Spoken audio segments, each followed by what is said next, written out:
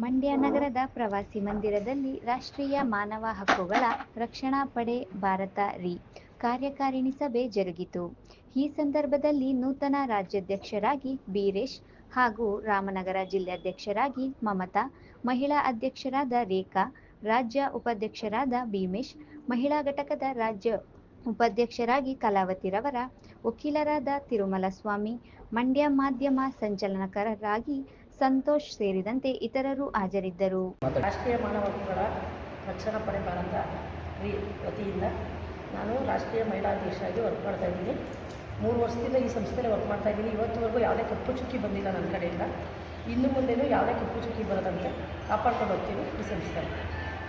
ಅದೇ ಥರ ಬೇರೆ ಯಾರಿಗಾದ್ರೂ ಏನಾದರೂ ಪ್ರಾಬ್ಲಮ್ ಆದರೆ ನಮ್ಮಲ್ಲಿ ಕಂಪ್ಲೇಂಟ್ ಮಾಡಲಿ ಅನ್ನೋದು ಏನಾದರೂ ಇದ್ದರೆ ಸ್ಪಂದಿಸ್ತಾರೆ.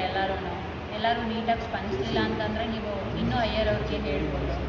ಏನಾದರೂ ಪ್ರಾಬ್ಲಮ್ ಇದ್ದರೆ ನಮ್ಮಂಥವ್ರೆ ನಿಮಗೆ ಸ್ಪಂದಿಸಲಿಲ್ಲ ಅಂತಂದರೆ ಇನ್ನು ಬೇರೆಯವ್ರು ಇನ್ಯಾರು ಸ್ಪಂದಿಸೋಕ್ಕಾಗತ್ತೆ.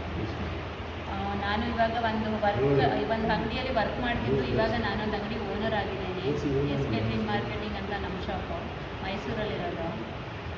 ಭಾರತ ರಿಜಿಸ್ಟರ್ಡ್ ಇವರ ಸಂಯುಕ್ತ ರಾಷ್ಟ್ರದಲ್ಲಿ ಈ ದಿನ ನಾವು ಎಲ್ಲ ತಾಲೂಕು ರಾಜ್ಯ ಮಟ್ಟದ ಮತ್ತು ಜಿಲ್ಲಾ ಮಟ್ಟದ ಪದಾಧಿಕಾರಿಗಳ ಸಭೆಯನ್ನು ನಾವು ಕರೆದಿದ್ದೀವಿ. ಈ ಸಭೆಗೆ ಎಲ್ಲ ತಾಲೂಕಿನಿಂದ ಮತ್ತು ಜಿಲ್ಲೆಯಿಂದ ಬೇರೆ ಬೇರೆ ಊರುಗಳಿಂದ ಈ ಕಾರ್ಯಕ್ರಮಕ್ಕೆ ಬಂದಿದ್ದಾರೆ. ಹಾಗಾಗಿ ಈ ಒಂದು ಕಾರ್ಯಕ್ರಮದಲ್ಲಿ ನಮ್ಮ ರಾಷ್ಟ್ರೀಯ ಮಾನವ ಹಕ್ಕುಗಳ ರಕ್ಷಣಾ ಪಡೆಯ ಭಾರತ ರಿಜಿಸ್ಟರ್ಡ್ ಸಂಸ್ಥಾಪಕ ಅಧ್ಯಕ್ಷರು ಆತ್ಮೀಯರು ಆಗಿರ್ತಕ್ಕಂಥ ಚಂದ್ರು ಸರ್ ಅವರು ಮತ್ತು ನಮ್ಮ ರಾಜ್ಯ ಬೀರೇಶ್ ಸರ್ ಅವರು ಮೈಸೂರಿನಿಂದ ಬಂದಿದ್ದಾರೆ. ಮತ್ತು ಹಲವಾರು ಪದಾಧಿಕಾರಿಗಳು ಮತ್ತು ರಾಷ್ಟ್ರೀಯ ಮಹಿಳಾ ಅಧ್ಯಕ್ಷರಾದ ರೇಖಾ ಮೇಡಮ್ ಅವರು ಆತ್ಮೀಯರು ಎಲ್ಲರೂ ಕೂಡ ಮತ್ತು ರಾಷ್ಟ್ರೀಯ ಉಪಾಧ್ಯಕ್ಷರಾದ ಶ್ರೀನಿವಾಸ್ ಸರ್ ಅವರು ಎಲ್ಲರೂ ಕೂಡ ಬಂದಿದ್ದಾರೆ.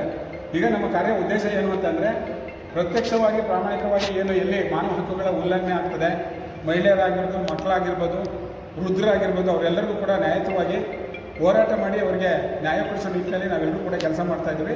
ನಮ್ಮ ಹೋರಾಟ ದಿನಪೂರ್ತಿ 24 ಗಂಟೆ ಇರ್ತದೆ. ನಮ್ಮ ಹೆಡ್ ಆಫೀಸ್ ಬಂದು ಮಂಡ್ಯದಲ್ಲಿರ್ತದೆ. ನಾವು ರಾಷ್ಟ್ರೀಯ ಕಾನೂನು ಪಡೆ ವ್ಯವಸ್ಥೆಯಲ್ಲಿ ವಿವಿಧ ರೀತಿಯಲ್ಲಿ ಹಲವಾರು ಕಾರ್ಯಕ್ರಮಗಳನ್ನು ಈಗಾಗಲೇ ನಾವು ಮಾಡ್ತಾ ಬಂದಿದ್ವಿ. ಬ್ಲಡ್ ಕ್ಯಾಂಪನ್ನು ಮಾಡಿದ್ದೀವಿ, ಅರಿವು ಕಾರ್ಯಕ್ರಮ ಮಾಡಿದ್ದೀವಿ, ಆಂದೋಲನ ಮಾಡಿದ್ದೀವಿ, ಕರಪತ್ರಗಳನ್ನು ಹಂಚಿದ್ದೀವಿ. ಮುಂದೊಂದು ದಿವಸ ಇನ್ನೂ ಎಚ್ಚೆತ್ತವಾಗಿ ನಾವು ಬೇರೆ ಬೇರೆ ರೀತಿಯಲ್ಲಿ ಈ ರಾಷ್ಟ್ರೀಯ ಮಾನವ ಹಕ್ಕುಗಳ ಕಾರ್ಯಪಡೆ ಏನಿದೆ ಅದನ್ನು ಸದೃಢವಾಗಿ ತಗೊಂಡೋಗ್ಲಿಕ್ಕೆ ನಾವೆಲ್ಲರೂ ಕೂಡ ಕಾಂಕಣಬದ್ಧರಾಗಿದ್ದೀವಿ ಅಂತ ಹೇಳ್ತಾ